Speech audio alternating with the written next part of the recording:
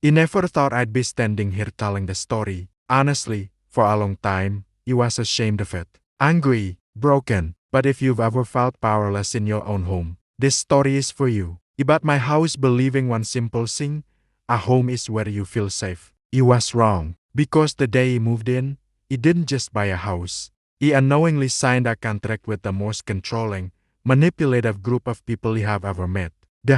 At first, everything seemed normal. Quiet neighborhood, clean lawns, smiling neighbors who waved but never really talked. The board sent a welcome email: just follow the rules, and everything will be fine. That sentence still gives me chills. The first violation came 3 weeks later. A letter taped to my door. Your trash bins were visible from the street. I laughed. I honestly laughed. It was trash day. Everyone's bins were out. But only mine had a warning. I ignored it. That was my first mistake. A week later, another letter. This time, a fine. $75 for repeat violation. Emailed the politely explaining. No more response. Then things escalated. They fined me for my lawn being too dry. Then for being too green. Then for parking my car in front of my own house. For 18 minutes, I started documenting everything. Photos, dates, emails. Because something felt off, I noticed a pattern.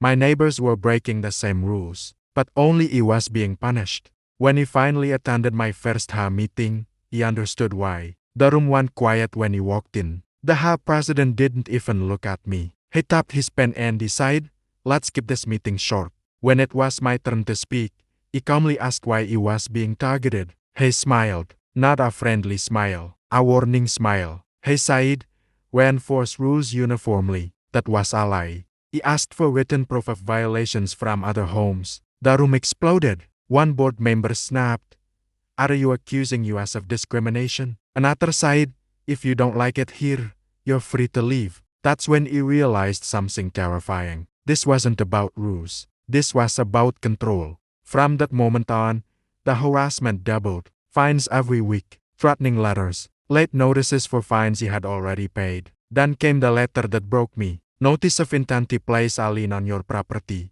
I sat on my kitchen floor reading it again and again. A lien, over grass and the trash bins. I called the president, straight to voicemail. Emailed, no more response. I lost sleep. I stopped inviting friends over. Every knock on the door felt like an attack. My home no more longer felt like mine. Then one night, while organizing paperwork, I found something strange. A billing statement. The fine amounts didn't match the bylaws. So you read the bylaws, every page, every footnote. And that's when he saw it. The board had been violating their own rules. Improper notice periods, unauthorized fines, no more due process. They assumed he wouldn't check. They assumed he was weak. They were wrong. He filed a formal dispute. They ignored it. So he filed a complaint with the State Housing Authority. And then, everything went silent. No more letters. No more fines, no more emails, for 2 weeks. Then he received one last letter. This time, it wasn't threatening, it was panicked. They wanted to resolve the matter privately. At the hearing, the board sat across from me, suddenly quiet.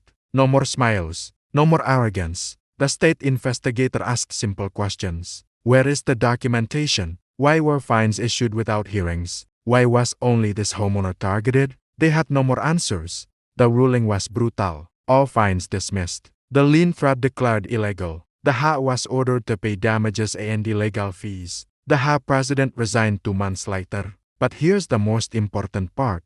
He didn't win because he was powerful. He won because he refused to stay silent. Hosts thrive on fear. They survive on the belief that homeowners won't fight back. But your home is not their kingdom. It's your life. So if you're watching this and dealing with that's bullying you, listen to me, document everything, read the bylaws, ask questions, and never assume they're right just because they're loud. Because sometimes, the only thing standing between abuse and justice is one person brave enough to say no more. Thank you for listening to my story. If this helps even one person, it was worth it.